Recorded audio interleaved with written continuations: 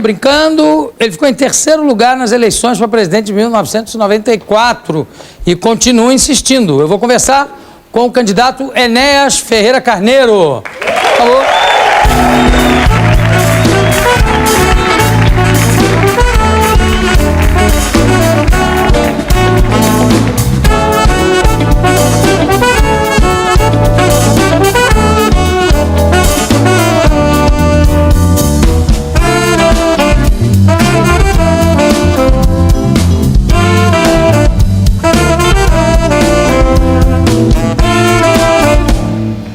Enéas, eu tô vendo a sua filha ali na plateia e eu me lembro que a primeira vez que você veio ao programa, eu estava até comentando ainda há pouco, que ela era uma garotinha vestidinho de veludo, gola branca, sapatinho de boneca. É verdade.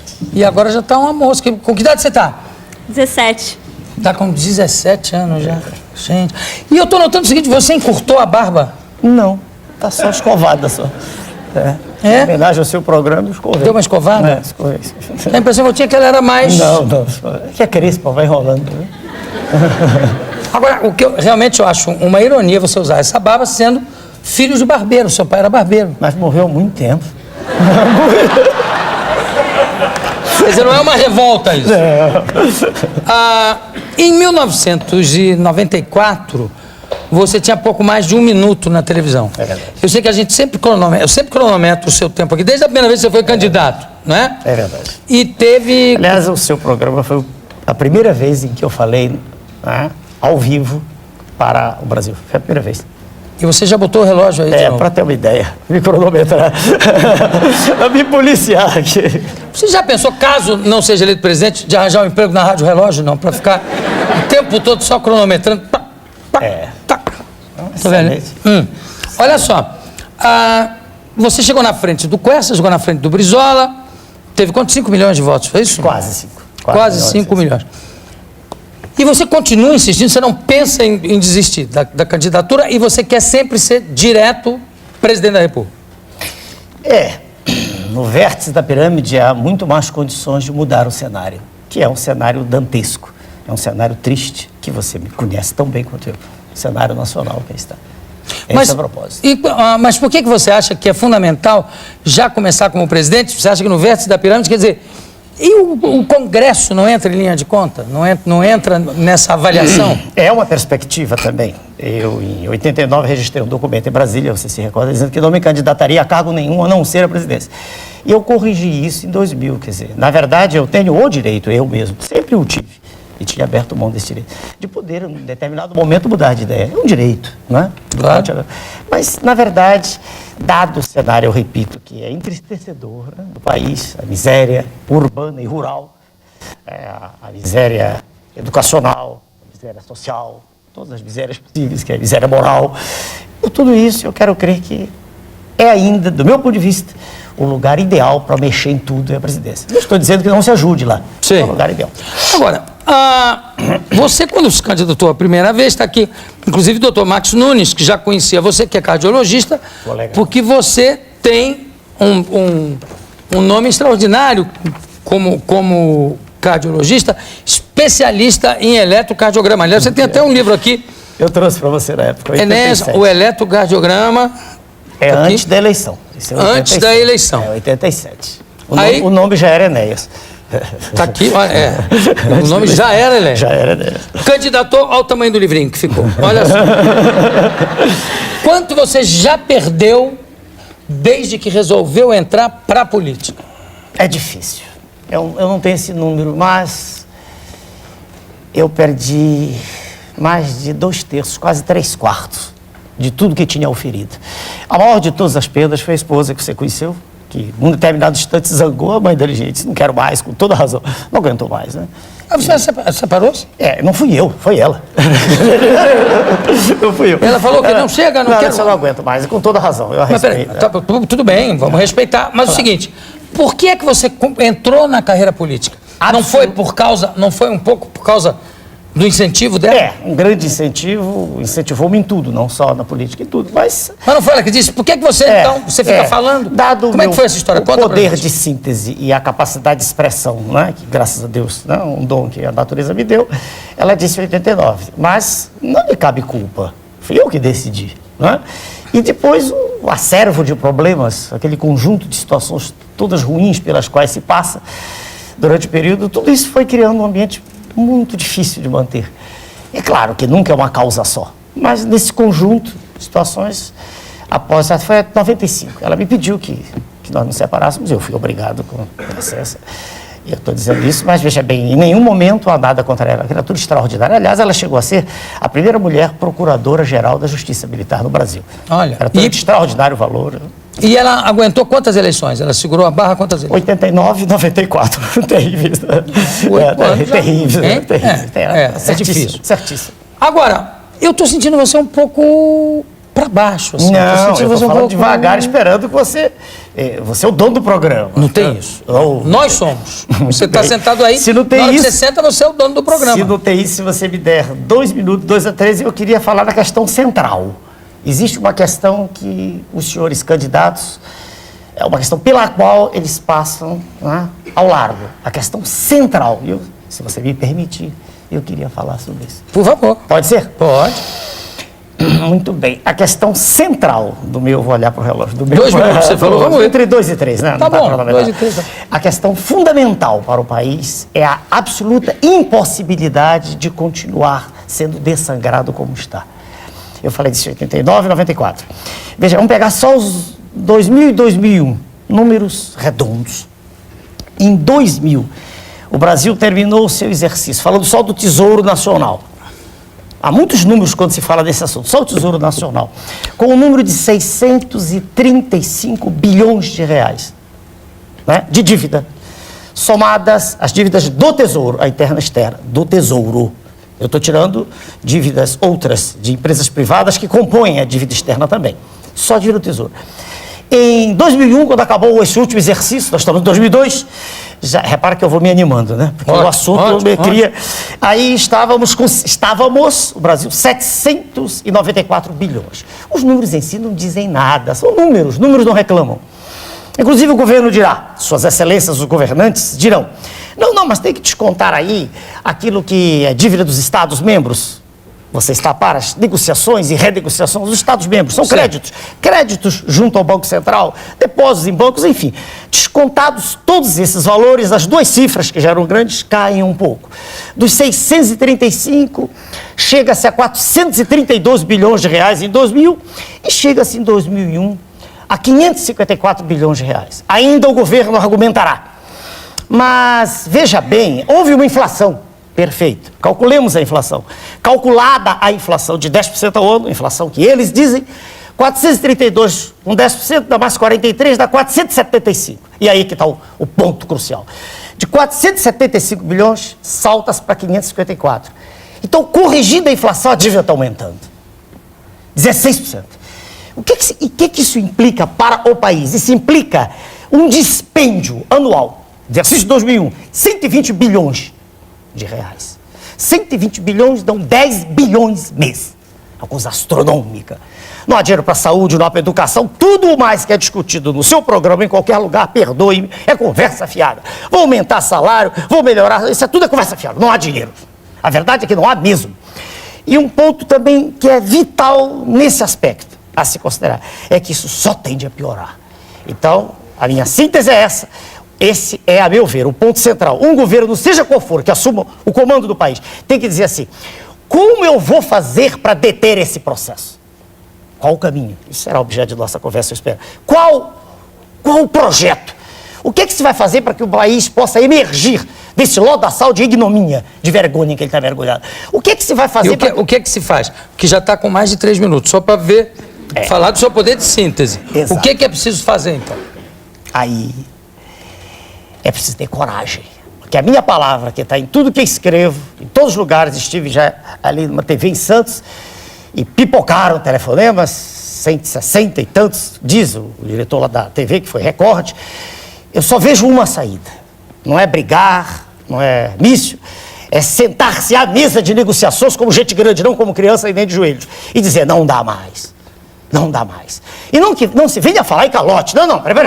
Antes que se fale em calote... Eu não falei em calote. Antes que se fale, antes, permita-me, que a conversa é essa, não é calote. Se um ladrão entrar na minha casa e tirar todos os meus bens, e tirar tudo e levar dinheiro, e depois quiser me emprestar, uai, ele levou tudo que era meu. O que esses senhores fizeram foi se apropriar de maneira indébita de tudo que aqui estava, que era riqueza nossa. Isso é que ocorreu. E eu tenho uma análise longa. Tudo que ocorreu foi como se aves de rapina tivessem tomado o nosso patrimônio, e há N exemplos disso. Então, é impossível continuar. Como continuar se o orçamento agora de 2001 foi em torno de 200 bilhões? E nós pagamos 120. Aí veio o governo de novo com um boletim extremamente distorcido. Não, mas vamos ficar aqui na mesa. Pronto. Estamos na mesa de negociação. Mesa tá? de negociação. Você chega na mesa de negociação, vamos o quê? Vamos negociar. Isso. Aí você diz assim, como não gente grande. Vamos mais pagar. Não, vamos pagar de maneira securitizada. Nós não temos agora para pagar. Estamos matando o nosso povo de fome. Securitizada. 30 anos no mínimo. E não pagamos juros mais. E fazemos uma auditoria da dívida. Tá fazemos bom, mas uma auditoria. O outro lado fala assim... Não. Vamos ter que pagar. E aí? E eu digo não. Aí o outro fala, não. E eu digo não. Bem forte. Não há mais. Eu não posso matar o povo brasileiro de fome. Não dá mais. E as represálias que poderão ocorrer com isso? N represálias em seu conjunto serão menores do que a situação de indigência, de miséria, de tristeza que qualquer pessoa digna sente quando anda nas ruas do Brasil. O Brasil é hoje um Haiti descomunal. Mata-se uma pessoa por hora, às vezes, Rio de Janeiro e São Paulo, nas grandes metrópoles. Isso é... Crianças pedindo esmolas estão às pecas, e nós já discutimos sobre esse seu programa, e sei que eu já assisti a programas seus em teatro. Já vi você há muito tempo atrás, antes de eu ser político, claro que você não se lembra, eu era desconhecido, e vi a sua angústia quando você falava contra o governo, da época era o governo militar. Eu me recordo disso. Você dizia, mas com tanta miséria. E eu pergunto, e a miséria diminuiu? Olha o desemprego em São Paulo. Dados... 19,9%, 20%, quer dizer, da população economicamente... Mas isso ninguém nega, ninguém nega. Você está falando... Falta coragem para enfrentar o problema. Eu disse, o cerne é esse, o fulcro da questão é esse.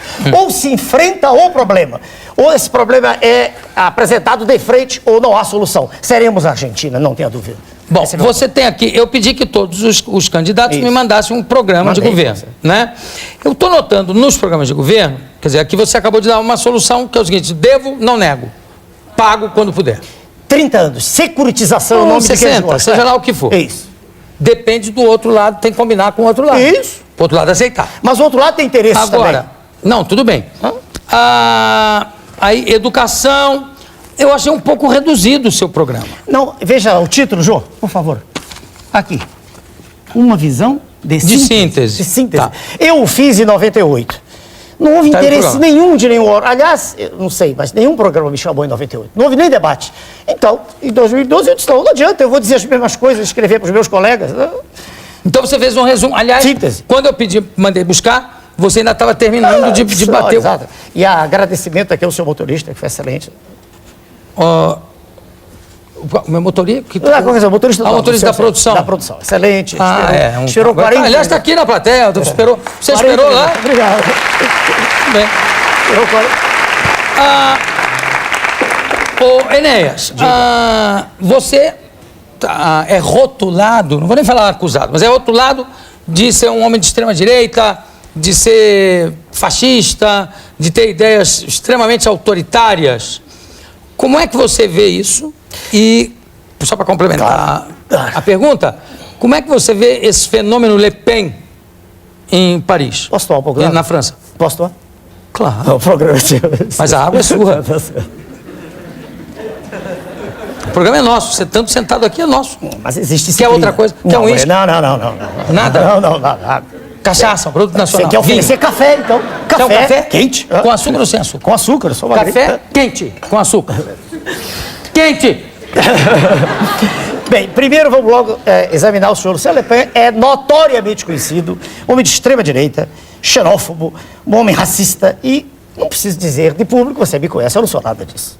Sou radicalmente contra a pena de morte. Radicalmente contra qualquer forma de discriminação.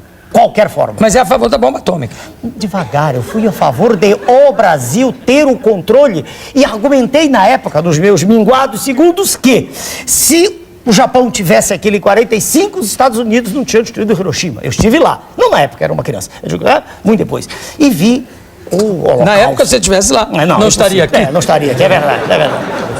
E aí? Mas então, a Constituição não é belicismo querer, porque então todos os países que têm, todos os países que detêm o poder nuclear, e é engraçado, o Clube Atômico, eles não querem que ninguém tenha, mas eles têm a vontade. Eles não querem que mais ninguém tenha. Tem. A Índia, por exemplo, tem. Disse, vou ter e tem. E eles não mexem com a Índia. A China tem. E ninguém mexe com a China. Então a bomba foi apenas. Claro que o assunto foi distorcido. Eu passei tudo que penso, tudo que estudei durante a minha vida, física, ciências exatas, matemática, filosofia, nada disso tinha valor. Todo o projeto de educação falava em bomba, bomba, bomba. Eu fiquei sinônimo de bomba. Onde eu passava, gritava bomba. Eu ia dizer o quê? Não tinha como.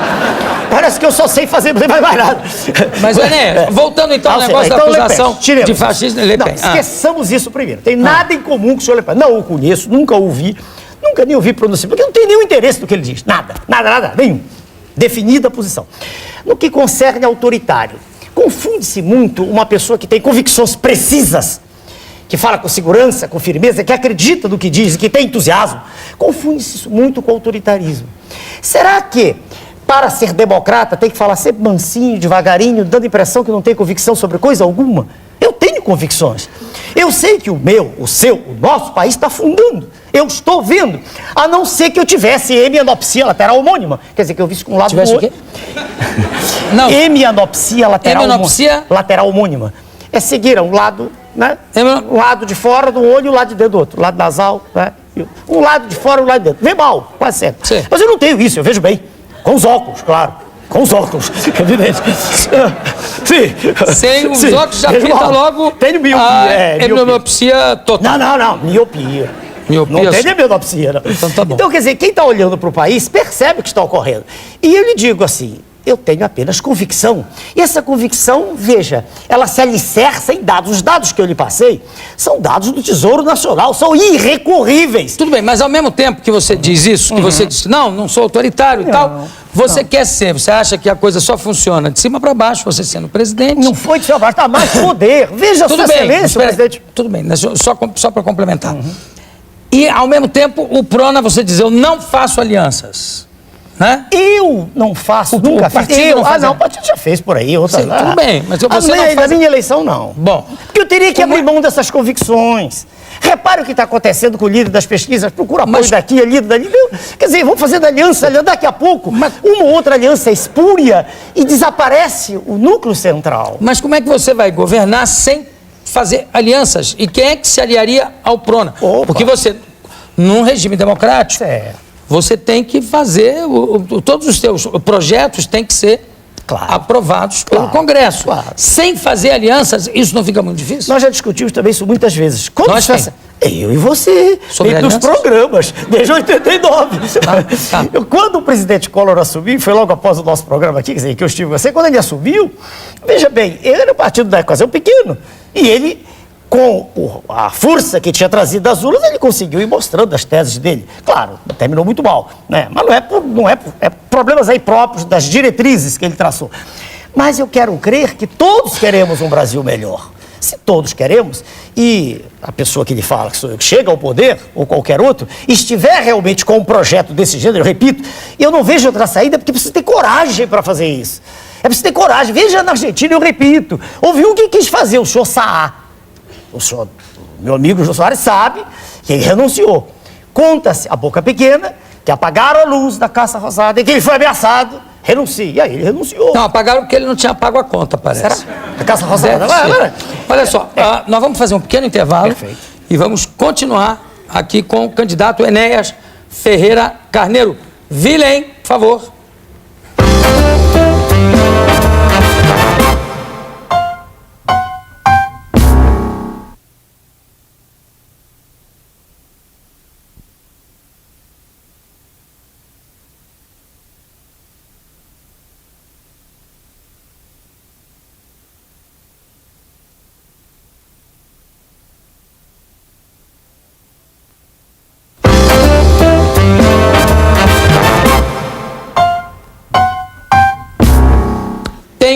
aqui ao meu lado, o candidato Enéas Ferreira Carneiro.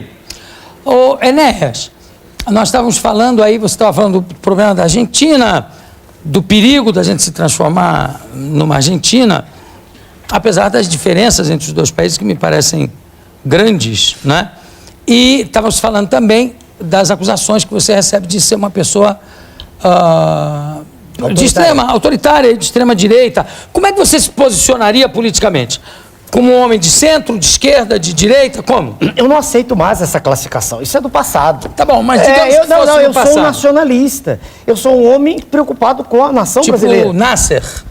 Nascer no Egito foi nacionalismo é uma coisa às vezes amplo. Não, pode escambar lá para Hitler, meu Deus do céu. Oh, não tem nada a ver com isso. Mas pode escambar para Mao Tse Tung, do outro lado também, que é a extrema esquerda. Nada disso. Veja bem, nada disso. Primeiro que eu defendo a iniciativa privada, ponto. Aqui na plateia, na segunda fila, está o senhor Renato Reichmann ali, louro, que é meu editor. Né? E acredita em mim, está fazendo meu novo livro.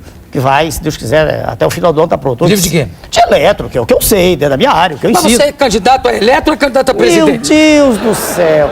Eu sou um político que trabalha. Eu encaixou a merchandising do seu livro? Eu trabalho, é do que eu vivo. Se eu tivesse alguém me dando dinheiro para viajar, alguém me dando dinheiro, sem saber de onde, caído do céu, mas eu vivo do meu trabalho. Aliás, deixa eu eu aula fazer no Rio e São Paulo. Deixa eu fazer aqui uma parte dizendo que o Enéas é um dos especialistas em eletrocardiograma, uma autoridade das mais respeitadas no país, talvez na América do Sul, não é?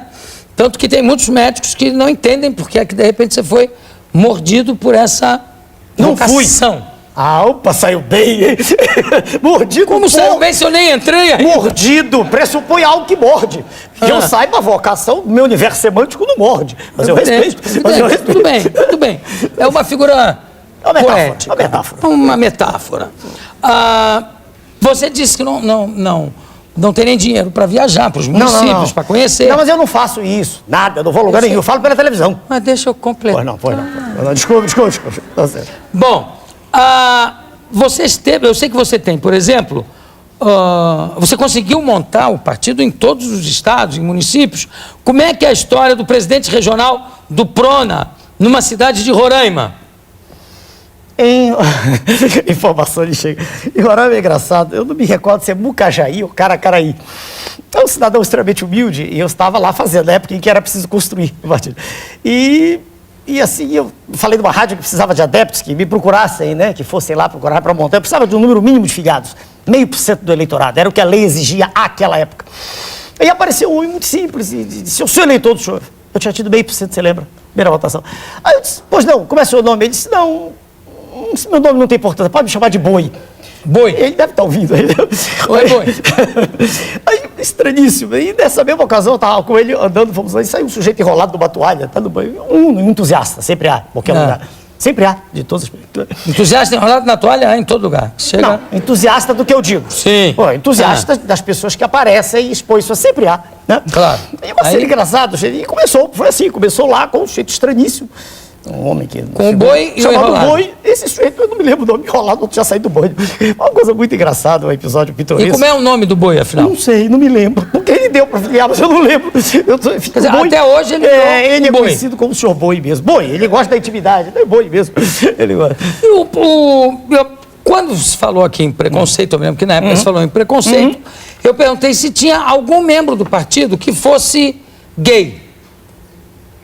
Eu nunca mais estive com ele. Eu encontrei um cidadão... Eu encontrei esse cidadão com trejeitos muito característicos. Tocantins. E ainda lembra? Lembro, claro. Nossa senhora. Ele também não deve ter se esquecido. Mas eu citei aqui.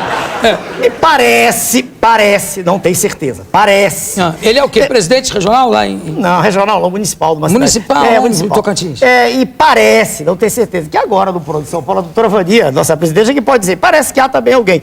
Não é nenhum preconceito. Aquilo de que eu não gosto... Parece que há também alguém que é gay só lá em Tocantins? Seja, eu não vivo procurando os gays, pelo amor de Deus. Eu não sei quem é, quem não é. Mas a minha pergunta é para saber se os gays podem procurar o partido. Claro, não tem nada contra um gay. A senhora está dizendo... Tem. Tem. Uma candidata que é... Como? Vai sair candidata a deputada estadual. Pronto. E ela é homossexual. Pronto. E ela foi bem aceita por mim. Não tem nada. Muito bem, Não tem parabéns. nada. Então não tem Respeitada preconceito. como pessoa. Peraí. Contra a devagar. raça também não tem. Não, é ridículo, eu sou mestiço. Acorda minha pé, como é que eu vou ter preconceito? Isso é um contrassenso. Eu não sei, eu tô fazendo as perguntas Certo. que você deve estar já farto de escutar. Não perguntam isso pra você? Se você é racista, se você é preconceituoso. Mas como um indivíduo que tem Mas não miscigenação perguntam? há muito tempo atrás, quando tudo começou. Hoje não. Não perguntam? Não, está superado completamente. Não, Ah. não vejo por que se possa lançar esse epíteto em mim, entendeu? E outra coisa, você, caso seja eleito presidente, você vai transformar em lei o hábito da siesta, de tirar um cochilo das 3 às 5? Mas é terrível. Já ganhou adeptos. Isso vai ser transformado em lei. Não. Agora explica O isso. senhor Jô Soares, que quer que chame de Jô, ele está dizendo o seguinte, que eu tenho hábito, não é bem de 3 às 5, varia. Às vezes eu almoço às 4 e cochilo de 4h30 às 5h30. O problema é o seguinte, quando você trabalha a noite inteira como eu, a gente tira um cochilinho, isso é normal. É a quebra do Nick Temer, quebra uma fraçãozinha. Mas isso não pode ser jamais imposto a ninguém. Isso Porque saiu uma pesquisa aqui que foi feita, que o rendimento dos funcionários, isso foi feito numa empresa americana, eu até fiz isso na abertura outro dia aqui. O rendimento dos funcionários da empresa aumentou muito depois da sexta. quando a diretoria obrigou que eles tivessem tirassem um cochilo. Recupera muito mesmo, é verdade. Recupera. É outro homem. Quando Você dorme quantas horas por dia? Durante a noite, 3 a 4. Né? E à tarde um cochilinho de 1 hora, um pouquinho de... Não tá mal. Você sabe que nós instituímos aqui uma janela onde o povo pode reclamar. E para isso basta subir no caixote. Eu vou botar alguém ali aqui subindo no caixote para ver o que você tem a dizer dessa reclamação que eu não vi ainda qual é. Sobe no caixote, por favor. Que eu tenho a dizer é que precisa emprego para o pessoal mais velho, pessoal que não tem estudo, pessoal feio, pessoal que vem do interior, tá sofrendo, por isso que tá cheia as cadeias de ladrão, porque chega na cidade grande, as pessoas nem olham na cara, não dão emprego, precisa estudo, precisa referência, precisa 2 anos de carteira não sei aonde, e esse pessoal precisa comer, precisa viver, precisa fazer alguma coisa. Perfeito. Tem emprego só pros bonitos, pros estudiosos, pros lindos, pros jovens. E esse pessoal tem que mandar matar tudo, então Perfeito. Essa senhora está falando lá de Curitiba. De Curitiba. Excelente. O que o candidato tem a dizer a respeito dessa queixa? Quanto mais se desnacionaliza o Brasil, mais se quebram as indústrias, mais aumenta o desemprego. Quanto mais nós investimos em nós, no homem brasileiro, na indústria nacional, mais emprego haverá. Nenhum outro caminho existe. Tudo ou mais é conversa fiada. Quando eu, há poucos dias, estava andando por aí, foi para Santos, estava com a doutora Vani, e vi assim, associação, fiquei assustado, porque eu não conhecia isso, Associação dos Empregados de Semáforo de São Paulo, semáforo, não sei se você sabia. Quer dizer, pessoas vendendo no sinal, no semáforo, né? Vendendo coisas, vendendo produtos importados.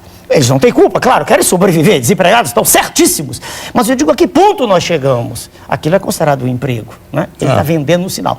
E ele está vendendo produto importado. Quer dizer, para quem que está sendo criado emprego? Lá fora. No momento em que nós... Mas você sabe que lá fora a queixa é igual, né? Só que não é para Nos nós Estados Unidos, aqui. por exemplo, a queixa dos operários é que estão fechando as fábricas, porque é mais barato abrir fábricas em países como o Brasil, que a mão de obra é mais barata. Mas o volume do ir e vir é muito maior indo do que vindo. Se cotejarmos, é igual a história de investimento externo, o que veio e o que vai, é muito maior a fuga de capitais. Eu costumo dizer o seguinte, quem apresenta essas soluções miríficas, quer dizer, maravilhosas, eu vou fazer isso, vou fazer aquilo, eu digo assim, vamos examinar bem a urina do cidadão. A urina. Fazer um exame de urina no sujeito. Por quê? Porque talvez ele tenha oligofrenia fenilpirúvica. Pergunta lá pro colega médico que te ajuda. Isso aí é um defeito congênito. Mas isso um aí erro metabólico, você burrice percebe congênita. no nascimento e corrige cortando. Não, a fenilalanina, claro, o Então. metabolismo. Não, mas e se não tivesse sido visto, ele chega, quem sabe, até ser candidato a presidente da República. É difícil porque as lesões são seríssimas. Sérias. Mas o senhor, nem como médico, o senhor não pode mas falar isso nem aqui, doutor. todos, peraí. O senhor, nem como colega? Nem todos são lesados ao ponto de terem debilidade mental completa.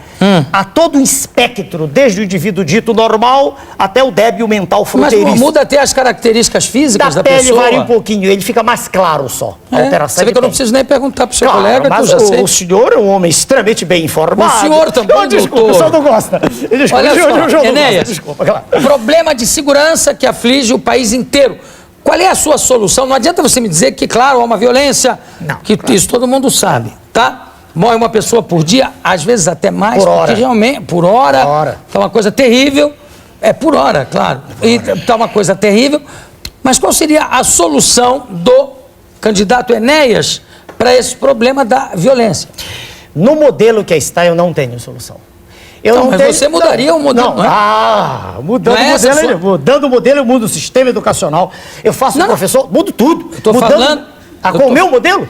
Não, porque como é que é com esse modelo? Mas é Você não, impossível. você não quer se candidatar Certo. para transformar um Isso, modelo? Isso. Ou não? Sim. Então, no seu programa de governo, qual é a solução É. para o problema da violência? Existe o fenômeno tampão. Quer dizer, o aumento expressivo, explícito do policiamento. Quer dizer, aumentar de maneira explícita, e isso é uma maneira de conter, momentaneamente, claro. A médio prazo, só há uma saída. Não, a médio prazo e longo prazo nós sabemos que é, Educação. claro, um problema social, educação. Educação. É as Sim. pessoas terem o mínimo para sobreviver. A curto prazo é A curto policiamento ostensivo. Em escola, para evitar que até alunos matem colegas e matem professores. Né? Em escolas, em todos os locais onde há aglomerados humanos. É triste falar, mas tem que ser policiamento ostensivo. Tem que reprimir numa fase inicial. Reprimir? Não tem jeito. Tem que deixar o cidadão que hoje passou para a marginalidade saber que, muito embora ele talvez Você, até... você usaria o exército Não, nessa não, porque repressão? não, eu fui militar. Eu fui militar quando Você foi criança. militar? Fui, quando criança? Sim. Então foi escoteiro, não foi militar? Não. Para nós que já chegamos à nossa faixa etária, É criança, 18, 19. não é isso, entendeu? Concorda?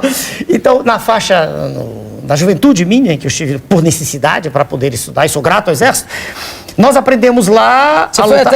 até que... Não, eu fiz curso em Belém do Pará, lá longe, né? Candidatei, aliás, perdoe. Eu me inscrevi lá, escrevi para um coronel, ele me disse, daqui do Rio, desculpa, eu estou em São Paulo, do Rio de Janeiro, que fizesse inscrição, passei, fui o único que passou lá e vim para o Rio, e fiz durante 6 anos sargento do Exército. 6 anos. A sargento... 6 anos. Formei-me em medicina, larguei, né? Certo. Mas Larguei. então... O militar aprende a defender a pátria, segurança nacional, não segurança das ruas. O menino que é soldado, ele é incapaz, ele não tem formação para isso. Ele talvez até se marginalize, ele não tem treinamento para isso. É errado. Totalmente errado. Quem fala isso fala por desconhecimento absoluto de causa. O Exército não tem que... A não ser em calamidade. Aí Sim, não, é outra coisa. Então não pode ser o Exército. Tem que ser mesmo a polícia civil, polícia militar, aí é outra questão. E muita gente boa sabendo disso no Brasil. Eu faço... Chegando ao fim? Não, eu faço sempre o seguinte, né? Chega uma hora, nós estamos já no segundo bloco, Certo. que eu levo você até ali à frente, até a plateia, e pergunto se alguém tem alguma questão, alguma pergunta pertinente a fazer, se você não se opõe. Que a isso. isso? Posso deixar a pasta aqui? Claro que pode. Quer dizer que você gostou do nosso motorista que foi buscar você lá? É extremamente Ele é educado. candidato a ministro dos transportes, não? Não, não chega tanto. Não Eu chega- não conheço. Os ministros têm que ter preparo específico. Eu não sei se ele tem. Né? Talvez Também até não um tenha. Não sei. Né? Também não sei. É, exato. Ah, alguém tem alguma pergunta? Diga lá, o último da fila lá. Qual é? Muito obrigado. Seu Professor nome? Enéas, Seu Antônio nome? José de França, Sorocaba. Professor doutor Enéas, Nossa Senhora. o senhor, por que usa essa característica sua, fisionômica, que talvez, não sei, o physique de rôle, talvez seria uma forma que assuste as pessoas. Eu poderia estar errado com isso? E outra pergunta concomitante a essa, por que sempre nas suas entrevistas de Desculpa, rádio... É uma pergunta só. Ah, perdão. É uma Por que, só. que sempre vem aquele... Meu nome é Neias, tão forte. Bom, primeiro... Professor, doutor, Não, para por com favor. isso, você nunca me tratou assim. Para o senhor que fez a pergunta, o meu aspecto é o meu, com que eu nasci. A barba veio a posteriori. Eu escrevia um livro em 77 e o tempo foi chegando, eu escaneava todo dia. E não dava tempo mais, foi ficando. Por que é preta? Claramente, porque eu uso tinta. Tinta. Você usa mesmo? Sim, senão seria branca como a sua, claro. Você imaginou que fosse preta com a sua Esse aí. idade? Não, E daí? peraí, não tem como, né? Então tinta, peraí, não há nada, tinta.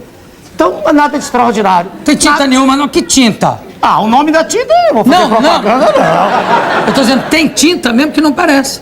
Então é bem feito. É bem feito. Fazer bem feito. Ah. Mas veja bem. Então, a segunda pergunta, já que o Enéas, o nome. É, bom. A segunda, meu nome Enéas, é meu nome mesmo. Quando eu...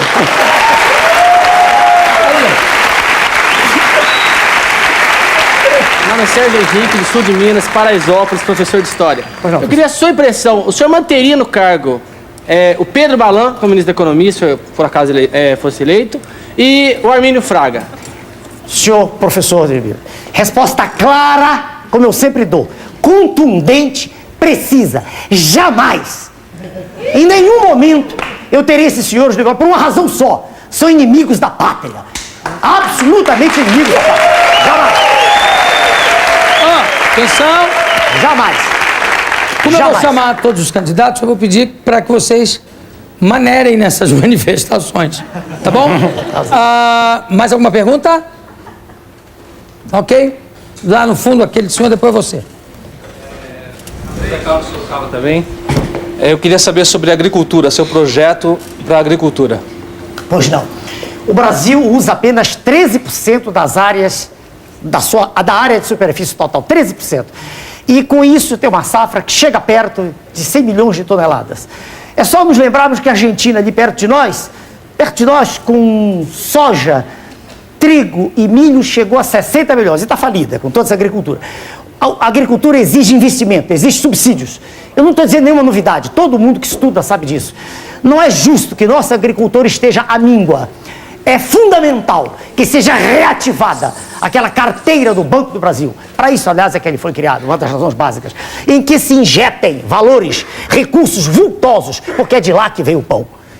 Do meu ponto de vista, a agricultura precisa voltar a ser o que era. Precisa ter insumos, precisa ter uma injeção que faça com que o pequeno agricultor deixe de ser um escravo. É assim que eu respondo para o senhor. Tem outra pergunta aqui na frente. Qual é? Uberlândia. Hein? Berlândia. Uberlândia. Você, no seu discurso, propõe mudanças radicais. Como lidar com a velocidade, o mundo globalizado, voraz a qual o Brasil é imposto pelo o primeiro mundo? Perfeito. O senhor acaba de novo de tocar no cerne da questão. Globalização é neocolonialismo. Neocolonialismo. Globalização é a raposa e o pintinho, ambos livres. Isso é que é globalização. Nós aqui somos uma colônia. Nós não somos uma colônia do ponto de vista político, no papel, mas nós o somos de fato. Porque para existir independência política, há que existir primeiro independência econômica. Então o senhor pergunta como lidar, eu disse ali, sentado à mesa, para não ser na mesa, né? Nós estávamos os dois na mesa, sentados, eu e o Jô Soares. Veja bem, é preciso sentar à mesa e discutir isso. É impossível continuar como se está. Da maneira em que nós estamos caminhando celeremente para o abismo. Esse é o ponto. Então, como lidar com isso? Enfrentando o problema, não fugindo dele, não fazendo de contas como avestruz, não? Fazendo de conta que foi a cabeça. Não. O que nós temos feito até agora é não enfrentar o problema. É dizer, isso tem solução. Não, eu vou injetar recursos, mas eu pergunto sempre, de onde? De onde vão ser os recursos? Se 2/3 do erário vão embora, entendeu a questão? Ou se enfrenta a questão, ou nós estamos fadados a caminhar para o abismo. Muito obrigado a todos vocês. Enéas, eu queria terminar fazendo uma pergunta a você, primeiro agradecendo a sua presença aqui conosco. Eu que tenho que agradecer. E eu quero fazer uma última pergunta, que é o seguinte: nos últimos governos que nós tivemos, existe alguma coisa que você elogie?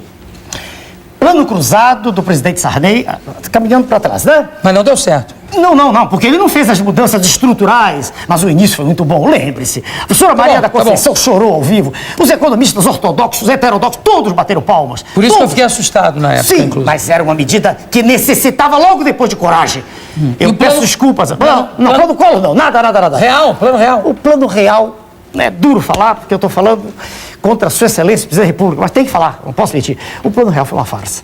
Porque quando ele fez o dólar ser pareado ao real, ele criou uma condição que, se não tivesse rompido agora, nós é que já estávamos como a Argentina está. Não poderia ter sido. Mas agora que rompeu. Agora que rompeu, está caminhando. Eu mostrei que a dívida cresceu além da inflação. Você perguntar lá para trás, é melhor. Melhor exemplo lá para trás, Getúlio Vargas. Pode dizer o que quiser. Não, eu estou falando... Agora, recente. Recente. Recente só o plano cruzado, mais nada, não vejo. Eu conversei aqui com o candidato, doutor Enéas, tá? Muito obrigado pela sua presença. Muito E o obrigado. seguinte, eu estou convidando todos os candidatos que vêm aqui, se aceitariam fazer um debate. Eu quero saber se houver um debate, se você está... Com prazer. É? Em 98 não houve debate. Então tá certo. Muito obrigado pela sua presença. Daqui a pouco a gente volta.